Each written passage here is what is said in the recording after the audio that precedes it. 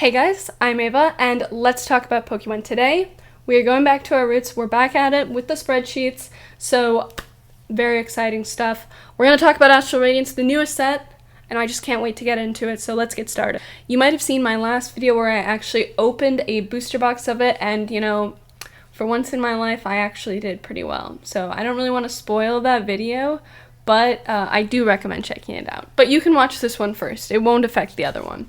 So today we're going to be talking about Astral Radiance and specifically whether or not it is worth opening this booster box and what the expected value of the box is going to be. So I've gone through and done a bunch of very tedious calculations to show kind of what the expected value would be based off of the data we have, the current prices of the cards, and the pull rates, of course, are really important. That's going to be a big factor in getting an accurate estimate. I really wanted to do this because my box actually turned out to be really, really good. Shout out to PSA Pikachu for that.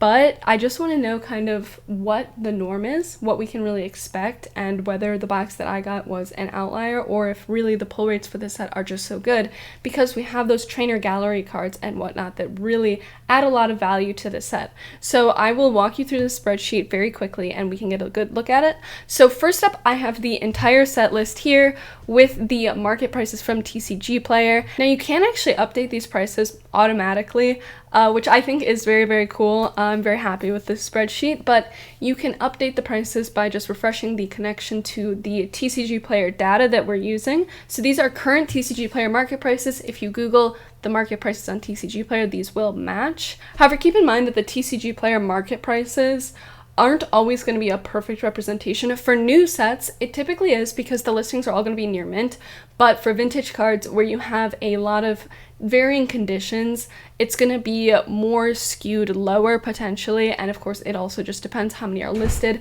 whether or not you can get an accurate sample size from that. But in this case, this should be totally acceptable, and they are updated frequently enough for this to work. So we have here the set list, and you can see that it is sorted by most expensive to least expensive, and this will also automatically update if things change. You can see that the most expensive is actually going to be the Dialga. Second now is the Machamp, which is interesting because when I was first making this, the Palkia was actually more common. But when we go over and look at our pull rates, it kind of makes sense because this one is rarer. Obviously, the Palkia is potentially, all else equal, a more desirable card, but the rarity does factor in, of course. You can see that the pull rates are almost twice as low for the Machamp.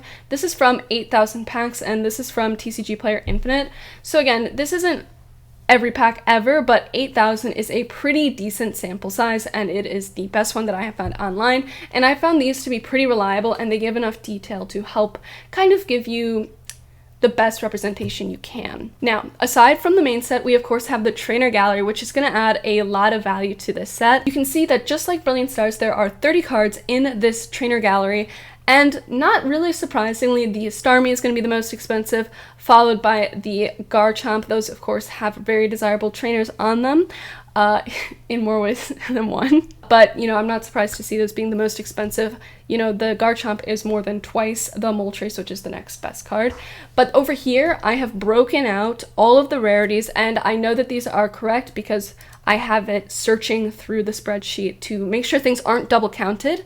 And also you can see that the total does sum up to being the correct thing here. So the categories aren't entirely cut and dry. It's not as simple as saying, okay, we have secret rares, and then we have ultra rares, we have full arts, because there's kind of some overlap. So for example, there are two different types of secret rares. We have the gold V-stars, and then we have the regular rainbow rares, and sometimes those rainbow rares are also V-stars. So I thought it would be best to just divide the V-star secrets of all types together. However, these don't all have the same pull rates. You can see over here that the pull rates for the rainbow rares are higher than these gold rares. So when I was calculating the pull rates, I had to go in and account for these. I didn't want to double count these because it is 1 in 78 to get any of them, not 1 in 78 for each individual one. Those would be much higher pull rates. So you can see I did 7/24 because there are 7 rainbow rare V-stars, and this way you get the accurate representation. And then when we go down to the rainbows, you can see we've done the same thing here where we did the 17/24 so that the probability does balance out to be 1/78. And we have several checks going on here to help make sure that this is all very, very accurate. So we have the total amount of cards here. This says 998%. The reason it says this is because we're kind of factoring in the probability of getting each card in your pack. So what we have here, the reason it's 998 is because we're seeking 10, so that would be 1,000%. We're seeking 10 cards, which would be 1,000%. And this makes sense because we have our commons here at 600% because you get 6 commons per pack. Uncommons is where we took the reverse hollow slot from. So this isn't necessarily perfectly accurate, but again, these ones aren't adding that much value and it's not gonna move the needle that much, which is which, but I took away the uncommons because they're worth more and it's always better to be conservative. But you can see I've subtracted from here the Radiant cards and the Trainer Gallery because those would both be in that slot. In the hollow slot, I did not include those, but to make sure that our hollow slot was kind of accurate and that we weren't assuming more pulls, I also did a check for this. You can see that the way this is done is by summing up all of the pulls that we could possibly get, ranging from everything from the alternate arts to the regular rares. This adds up to 99.7%. We're seeking 100% on this because we are expecting to get exactly one of these in every single pack, and 99.7% I think is very, very close, and it is a good conservative number. So for everything we could get hard data on from this probability sheet, I did put in here. So this is equivalent to 1/24, the one below it is equivalent to 1/12, and there were a few things where I couldn't get concrete data on. So for example, the V's, I said it was going to be 1 in 12, which seems to be accurate from what I've seen. And again, these aren't going to be moving the needle that much. I would rather say that those are a bit more likely than saying things like the alternate arts are a bit more likely. And again, we didn't have data for 2 of the 6 alternate arts. However, for most of them we did. And I decided to go with 1 in 1,000 because that seemed to be a good intermediate.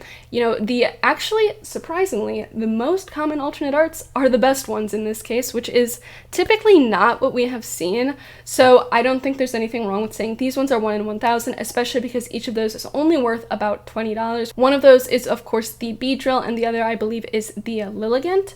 But I'm actually quite satisfied with this. And then if we scroll over just a little bit, you can see that the hit rate of pulling a Trainer Gallery card, an Ultra Rare, or a Secret Rare is 32%, and I also ran a check for this, and you can see that we got 32.2%, which I also think is within an acceptable range of error because we are within 1%, so I'm also very happy with that. And again, we're being more conservative on the higher value cards, and we're being more generous with the lower value cards to achieve those rates. So I think this is going to lead to us not overestimating things as much. So you can see that from the total value of all the cards in the set, aside from code cards, we have $124 is our expected value, which is actually quite good.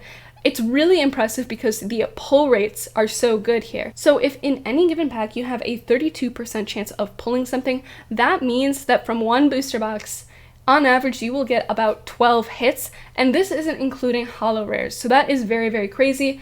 But from my experience, it was actually pretty accurate. It is a very, very generous set, and this, again, is not including Radiant rares in this factor. Those do add up a little bit as well, so for those, I said that they were going to be 1 in 18. From the openings I've looked at, it does seem to be pretty accurate, and again, these also aren't going to be moving the needle too much. But I also thought it'd be interesting, since we have this data on these most expensive cards, the most desirable cards, why not include it? Because it's interesting to see whether a set is very, very top heavy. So if we look at the value of the cards here, honestly, I don't think Astral Radiance is that top heavy. Obviously, we have our most expensive cards, but we don't have those crazy $200 cards that are making up the bulk of the value in the set, like a lot of other sets that we've seen, or those cards that are going to be $150, etc.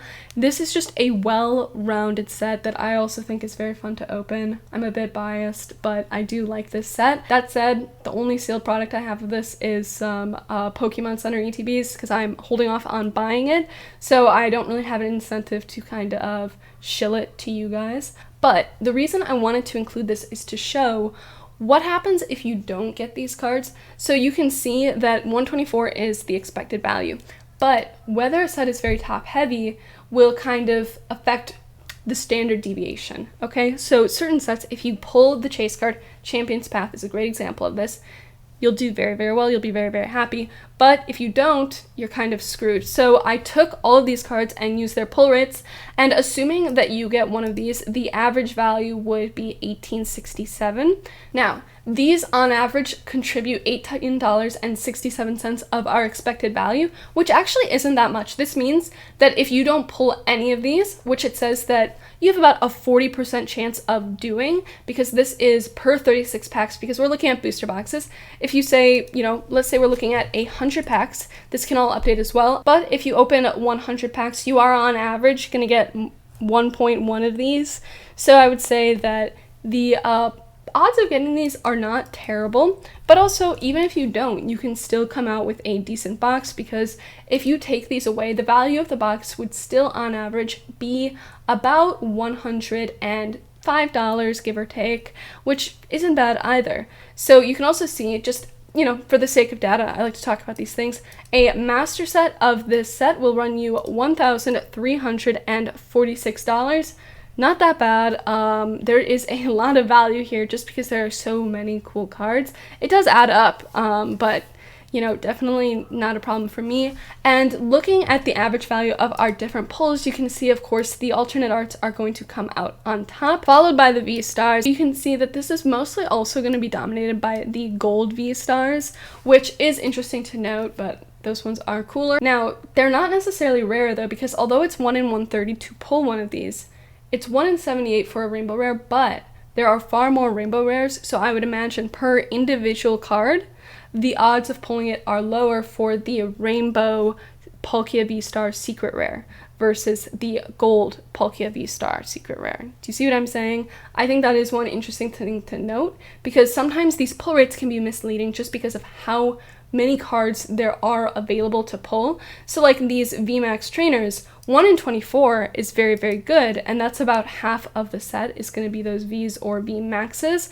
but that's 1 in 24 for 15 cards, which is why you see cards like the Garchomp and the Stormy still having low pull rates of being 1 in 455 for both of them respectively. I do think that's an interesting thing to note. Speaking to the point of whether the set is very top heavy or not, you can see that the value of the top 5 cards is going to be $304, but you can see that the more cards you add in, it does still contribute a lot more value.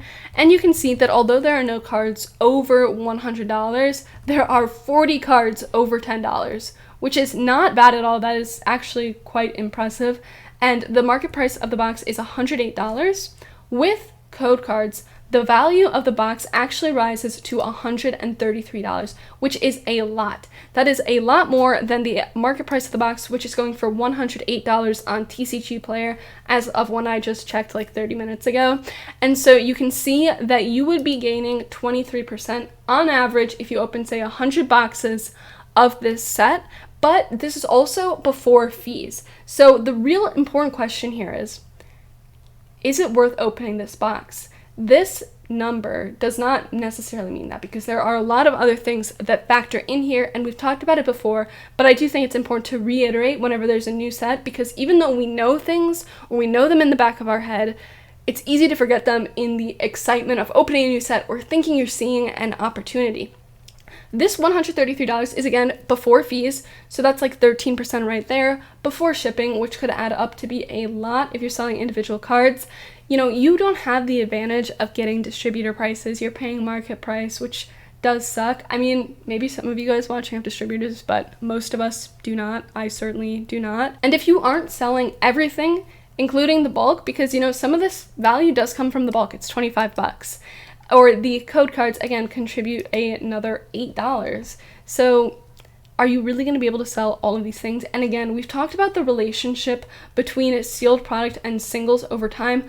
At release, you're getting the most ideal ratio of the price of singles to sealed product, in that singles are going to cost more relative to the price of the box, because the box is new, it has not appreciated in value in any way, but the singles are more rare, they're more exciting, people want them more right now, but as people acquire them or they move on to the next product, which a lot of people are going to do with Pokemon Go, Astral Radiance, I think a lot of people are skipping over, which I think is unfortunate, because I do think that this is a very, very fun set.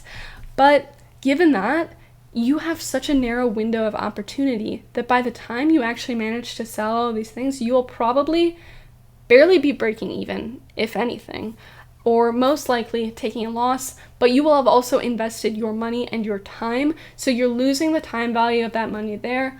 Depending on how long it takes you to sell things, that might not be that significant if it's, say, like less than a month, but the time you're investing into packing those things, you definitely are losing out. You would make so much more probably working a job that pays like $8, $10 an hour than trying to flip boxes like this unless you have very large scale, and again, you're getting those distributor prices. The reason that stores can do this is because, one, they kind of need to for their business. It's part of running a card store. Two, they get those good prices, and three, they have economies of scale, and most of us do not have that level of economy of scale. And also, we can't get boxes early. That's another thing to note. You're not going to be able to get these boxes a week early and prepare all of the listings or pre-orders to go on TCGPlayer or set up your storefront if it's in person or whatever. But at the end of the day, I think this is a good sign for the box because there is value here. And although I do believe the prices of these cards are going to continue to decline, and maybe this will go down to even like $100 per box, I could see happening, that's still not terrible to me. There are definitely sets where the expected value is not as high as the price of the box. Again, Evolving Skies comes to mind. So when you're buying products like that, not only do you not want to open them, but maybe that price isn't as worth it because, again, it's not that old of a set. Whereas Astral Radiance, I'm not going to be buying at this price, if I'm being honest. I want to wait for it to get a bit cheaper because I believe it will, and I think a lot of you guys know that it will as well. However, I do plan on buying this set because the cards in it and the experience that this box gives, I think are going to be something people value in the long run. And again, this is something that I think a lot of people are skipping over in favor of other sets, which there's nothing wrong with, but when you don't have hype already inflating the price of a box, because this isn't really that hyped of a set, you don't have the risk of that hype going away or people moving on to the next big thing because it's already not that hot. Right now, it relatively is pretty hot because it just came out, but 3 months from now, 6 months from now, a year from now, I think we will see this box being at a lower price point, at which point I will probably be buying a few booster boxes. All I have are the Pokemon Center ETBs, as I said, and I am excited to be able to buy more of this set and to open more of it because although I got certain few cards that I really wanted, there are definitely more that I do want as well. Also, again, check out that video where I opened it up. Shameless self-promo. I really hope you guys enjoyed this video. I will have the link for this to be downloaded available on my Patreon. I know, I'm a sellout. However, you can see the data right here. It's not really any secret information that I'm giving away, but for people who want to have access to the download of this, to be able to edit it, or to be able to refresh that data automatically, there is going to be the download on my Patreon. Feel free to join it if you'd like. We're 2 people away from a community portfolio. Thanks everyone for watching, especially my patrons, in particular Mythic Timmy, Pancake Analysis, and Chris. You guys are the best. And again, subscribe, comment. I have affiliate links in the description, eBay, Amazon, pinned comment maybe, who knows. Thank you guys so much for watching, and I will see you guys next time.